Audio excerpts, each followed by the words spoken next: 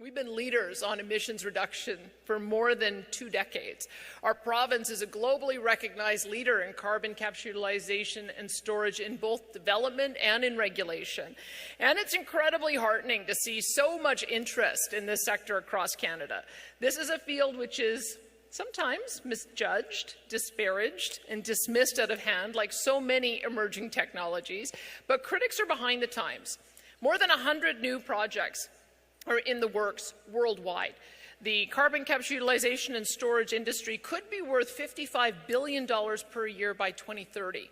And Alberta is busy proving that CCUS works at scale with the potential to become a powerful tool for building carbon-neutral economies.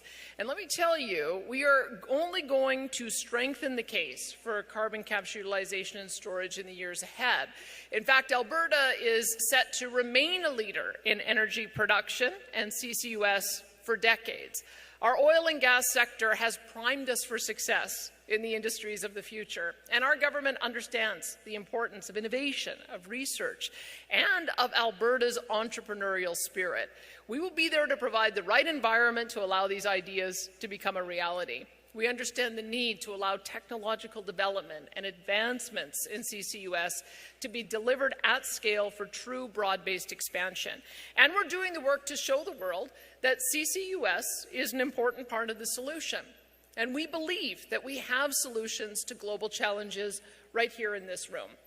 These technologies will allow us to lead the world in the critical work of reducing emissions and even removing greenhouse gases that have already been released. And they mean economies can achieve carbon-neutral status.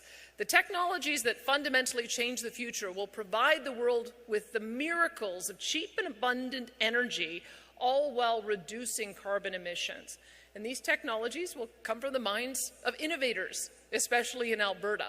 They'll spring from here because of our geology, because of our energy industry know-how, because of our commitment to carrying out energy exploration and development better than anyone else. This is the story of Alberta's past, present, and future. Alberta is in a race to develop these game-changing technologies. We're competing, as we've heard, with the likes of Texas and Colorado and Norway, and we will win that race so long as we're not hobbled by poor policy decisions coming from the federal government. Alberta's goal is to be carbon neutral by 2050. It's a realistic target when you consider that the European Union and Australia and South Africa and other Canadian provinces share that goal. And we're laying the groundwork now. Our emissions reduction and energy development plan, which we released just in April, will ensure that Alberta remains a world leader in responsible energy production and a provider of reliable, affordable, sustainable energy while reducing emissions and creating jobs. Carbon capture, utilization and storage technology will be a major part of Alberta's efforts. And we've invested billions of dollars into projects and programs, as well as regulatory enhancements and knowledge sharing. That includes more than $1 billion through 2025 for the Quest and Alberta Carbon Trunkline projects. Since 2015, Quest has safely captured and stored over 7 million tons of CO2.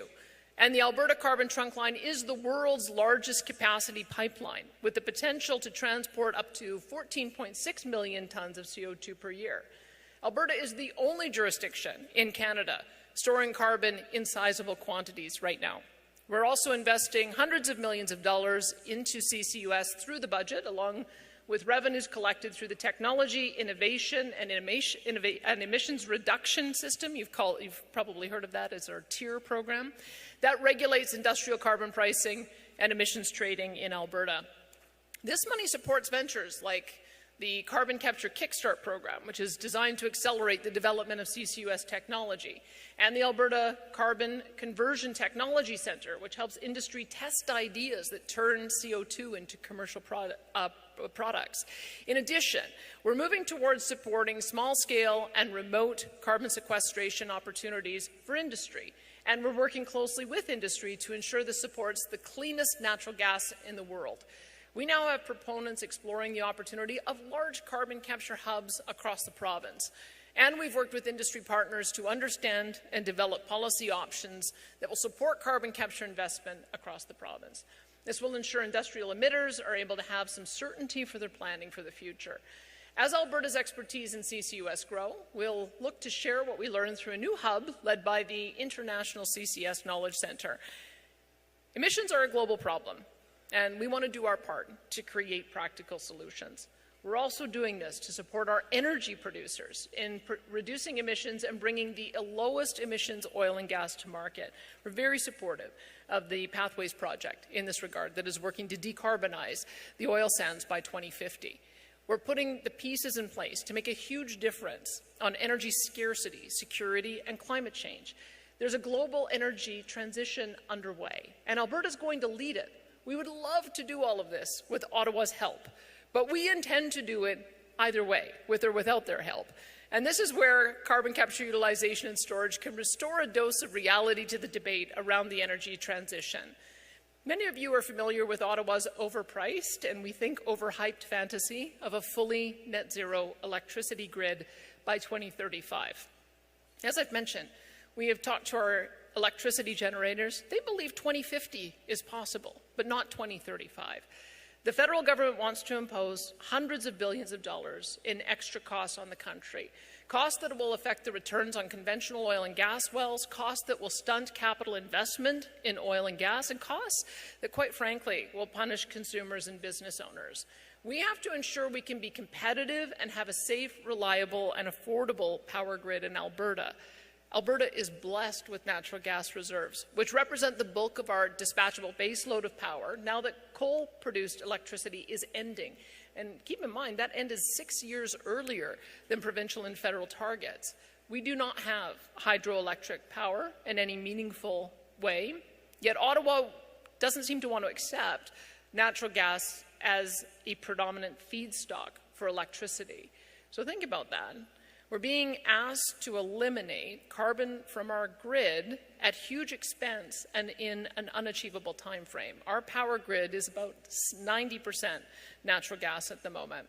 In Alberta, under normal capital turnover in the electricity sector, between now and 2050, that would be about $92 billion if we allowed for the normal capital turnover and reinvestment to take place as the technology develops. Federal plans to speed things up would impose an additional $52 billion at a minimum of additional costs within a much shorter time frame. So that would imply that we would have to invest anywhere from $200 billion to maybe as much as $400 billion within the next 13 years to achieve the federal targets. This is why we have been pushing for the 2050 target. We believe Ottawa's plans will drive away future investment in many sectors of our economy, and Alberta would be left at risk for blackouts and brownouts. We want to partner with Ottawa on the best way to move forward, one that protects both the environment and the economy. And it's that our approach, our plan is founded on achieving lower emissions, achieving carbon neutrality with the help of carbon capture, utilization, and storage, continuing to rely on affordable LNG, and hopefully get international credit under Article 6 for reducing emissions from coal-fired plants by replacing it with our LNG abroad, and also developing other sources like hydrogen.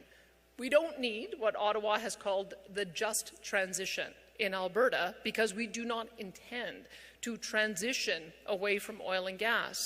What many of the industry execs say to me is this is not about transitioning away from oil and gas, it's about transitioning away from emissions.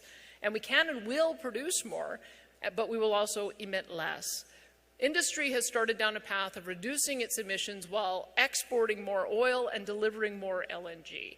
And we look forward to having a fact-based discussion with Ottawa, one that results in a win-win outcome that is fair and supports the longevity of the oil and gas industry. So for Alberta, carbon capture is far more than a dream. It's been the foundation of our economic and environmental success, and it will continue far into the future. We're putting in the time, the money, and the effort to make it a mainstream, reliable, and mature technology.